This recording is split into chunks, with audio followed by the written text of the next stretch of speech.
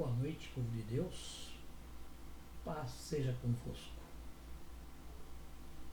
Hoje nós vamos tratar de um assunto de suma importância para todos, cujo título é Alicerce da Nossa Salvação. É um texto baseado no livro de Lucas, capítulo 6, versículo 48. Há poucos dias atrás, nós deparamos com uma notícia: o edifício estava condenado. O edifício iria cair e as pessoas que ali moravam estavam preocupadas. A situação que vivia era desesperadora. Alguns diziam: e agora? Para onde vamos? Temos de sair daqui.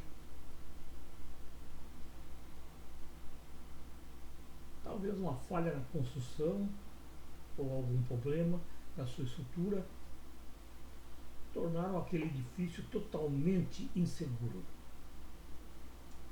Estava interditado e teria de ser desocupado.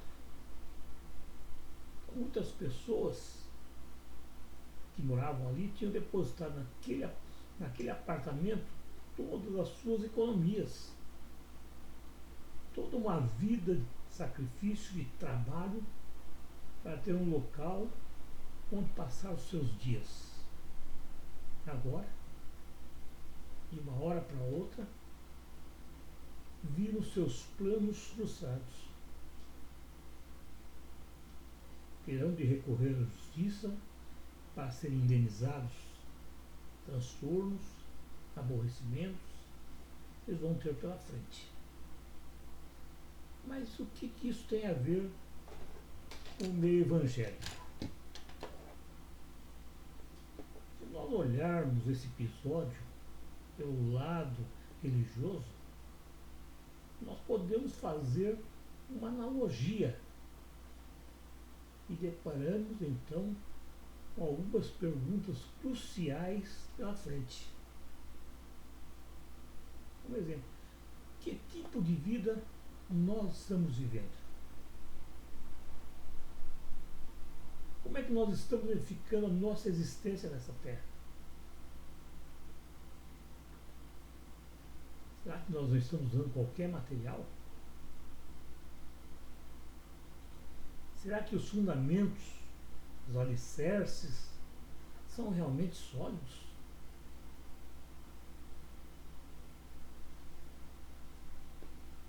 Então, irmãos, todo cristão que almeja o céu precisa fazer esse tipo de questionamento. Nós precisamos fazer esse questionamento em nossas vidas, pois muitas vezes podemos estar enganados ou enganando a nós mesmos. Podemos enganar? Claro que podemos.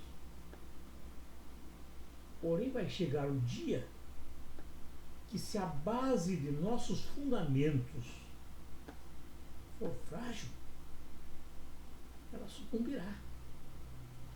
E a nossa vida, que foi construída sobre essa base, não vai suportar e ruirá com toda certeza.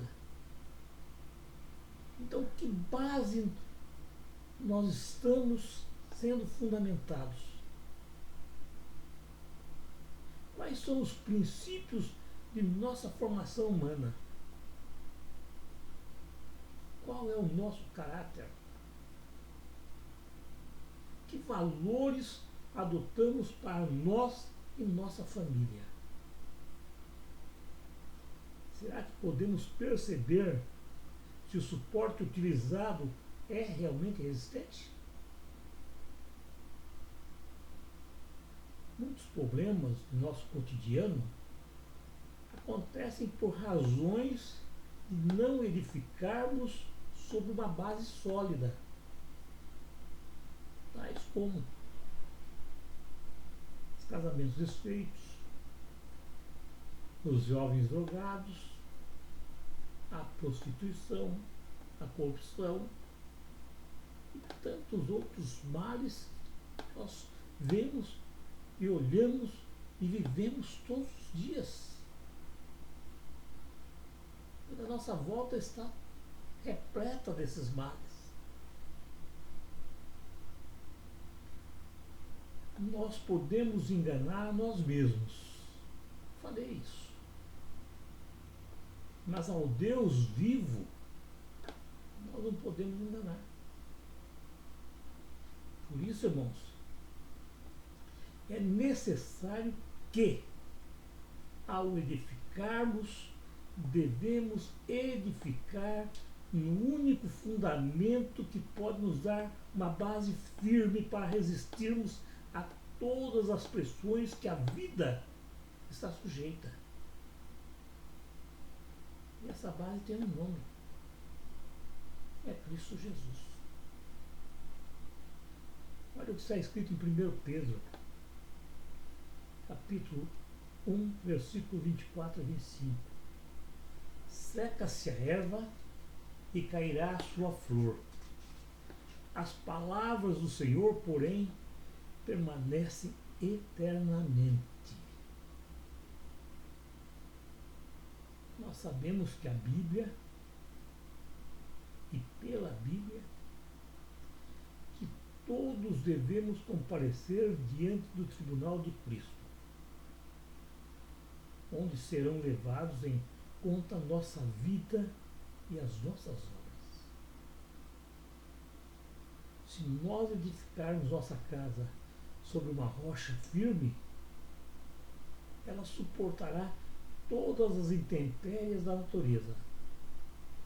Virá a tempestade, mas ela vai permanecer firme. Porém, se edificarmos sobre a areia,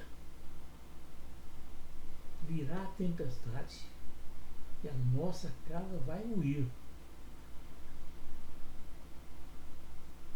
O juízo, ele tem como resultado, irmãos, apenas duas classes de pessoas: os que são eternamente salvos e os que são eternamente perdidos. Então não existe outro tipo, não existe purgatório. Ou você vai ser salvo, vai viver com Deus, ou você vai estar perdido e viver no lago de fogo. Não existe qualquer meio termo. No fim das contas, o destino final de todos nós será a vida eterna. Mas uma vida eterna que pode ser ao lado de Deus ou uma destruição eterna no lago de fogo. Então é necessário não sermos surpreendidos naquele dia. Lembre-se que Deus usa das adversidades, dos sofrimentos, das aflições e perseguições e tudo o que acontece conosco para nos provar a nossa fé e trazer as coisas ocultas e para nos julgar, disciplinar e nos purificar, a fim de que nos tornemos úteis para a edificação de sua casa, que é a igreja. Porém, irmãos, é necessário salientar que a Bíblia nos mostra 3 esferas de situação da atuação no juízo para tratar com o pecado. Essas esferas são o homem julgando a si mesmo, a igreja julgando o homem e Deus julgando o homem.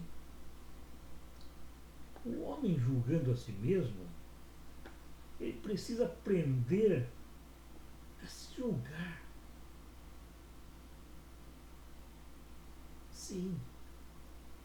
existe acúmulo de iniquidade dentro da igreja de hoje. Por quê? Porque os cristãos, os pseudos cristãos, se omitem em julgar a si mesmo, julgando tudo ser lícito. Então, cada pessoa ela tem consciência se ela está fazendo certo ou errado, o bem ou o mal. Então, nós precisamos nos policiar, julgar a nós mesmos. Essa é a primeira fase, a primeira esfera para aqueles que querem ser salvos.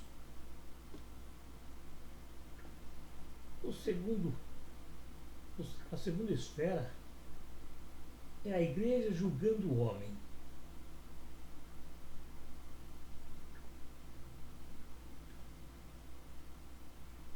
Embora muitas pessoas dentro das igrejas hoje achem que isso é errado, que não deve,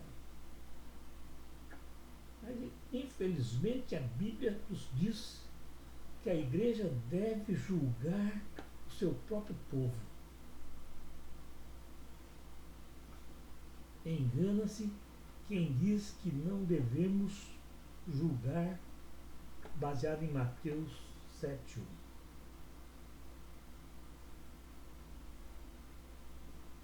A Bíblia diz que devemos julgar com reta justiça. Está lá escrito no livro de João, capítulo 7, versículo 24. Diz também que seremos julgados de acordo com o mesmo critério que nós julgamos aos outros.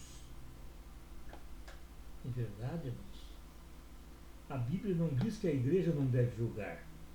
Não, de maneira alguma. Muito pelo contrário, ela ordena que não se faça julgamentos injustos. Não devemos ser mais severos com os outros do que somos com nós mesmos. Se o cristão não se julga a si mesmo, é dever da igreja fazê-lo sim. Então, irmãos, se você é uma pessoa que não consegue se julgar a si mesmo e continua fazendo barbáries, a igreja tem a obrigação de julgar sim. E se for necessário, até tirar você do corpo da igreja. Eu aprendi com meus pais que uma batata podre num saco, ela apodrece todas as demais. Então a igreja não pode deixar de julgar aqueles que podem apodrecer toda a nação da igreja. A terceira esfera, Deus julgando os homens. Bom, esse é inevitável, né? Todos nós, cristãos, não cristãos, vamos ser julgados um dia, pois todos nós passaremos um dia pelo juízo de Deus. Quer sejamos bons, quer sejamos maus. Uns julgados para a vida eterna com Deus, outros para a vida eterna em trevas com Satanás e seus anjos caídos. Está escrito na palavra, também em 1 Pedro, a ocasião de começar o juízo pela casa de Deus é chegada. Está lá em 1 Pedro, capítulo 4, versículo 7. Essas palavras, irmãos, elas foram escritas há muito tempo. Quando Pedro estava certo de que aquela era uma ocasião apropriada para o juízo. Embora tenha sido escrita há muito tempo, é uma palavra que continua sendo atual e mais apropriada para essa época que estamos vivendo. Não há como escapar do fato de que a questão do juízo faz parte integral da vida de um verdadeiro discípulo de Jesus. Uma das razões por que precisamos tanto de avivamento hoje é justamente por termos deixado tanto de lado essa questão do juízo e por o considerarmos como algo tão irrelevante para a vida do cristão. Isso não é verdade. O juízo é fundamental, é super relevante. Por que adianta um homem ou uma mulher ser um santão dentro da igreja e fora dela ser um diabão? O versículo lido assim, irmãos, nos é mostrado a ocasião de começar o juízo e por onde esse juízo deve ser começado. Porque a ocasião de começar o juízo pela casa de Deus é chegada. Isso é, a hora de começar o juízo pela casa de Deus é agora. Ou seja, a igreja. A igreja é a casa de Deus dessa terra. Porém, irmãos, esse juízo não fica limitado apenas à casa de Deus. Apenas começa por ali. E também para fora. Fora da casa de Deus. Devemos ainda observarmos que estamos falando de juízo e não de castigo. Uma vez que juízo e castigo apresenta conotação diferente. O castigo que merecemos, Cristo já o levou por nós. O juízo aqui é descrito para aqueles que creem e têm o propósito de refinar-se e de purificar-se. Nós precisamos sentir a necessidade da purificação em nossas vidas. Deus nos toca sobre isso. Ele nos toca com um toque especial para nos lembrar de decisões que tomamos ou das mudanças necessárias que temos de efetuar em nossa vida diante das experiências vividas no dia a dia, quer sejam boas, quer sejam amargas. Deus usa seus juízos para nos lembrar e alertar.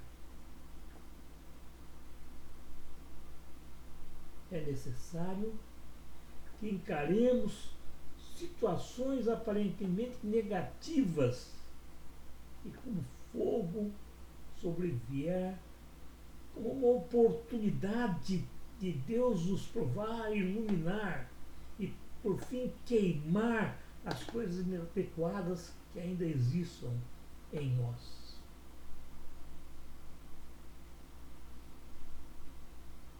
Aquele problema que você está passando é oriundo de decisões erradas que você assumiu. E Deus está te mostrando que aquilo é errado, que aquilo não pode e que você deve modificar, deve mudar. Ele está nos ensinando a fim de que no futuro nós possamos oferecer uma base sólida para Deus executar o seu justo julgamento e estabelecer entre nós o seu reino. É isso que Ele quer. Ele quer que nós sejamos salvos, que todos sejam salvos, para que o seu reino seja universal. Embora seja engraçado, tais lições são sempre importantes. Sempre. Como seres humanos, somos criaturas subjetivas, por mais que nós queiramos ser objetivos.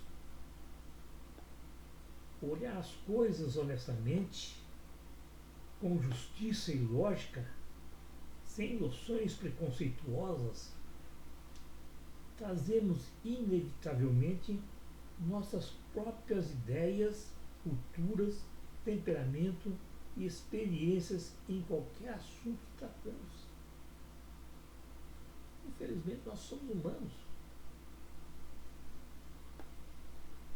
Isso, irmãos, aos olhos de Deus, não é bom. Não é bom, não. Embora para nós pareça bom, legal, para Deus não é bom.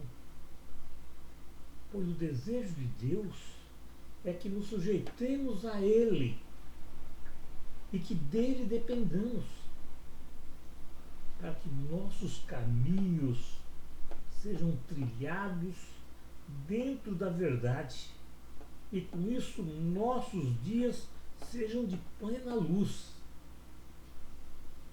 Se no dia a dia a luz do Senhor iluminar nossas vidas e eliminar tudo que não lhe agrada em nós,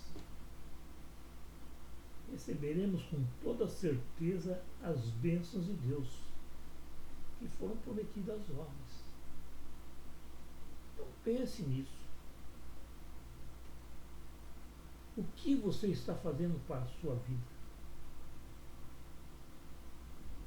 O que você quer para a sua eternidade?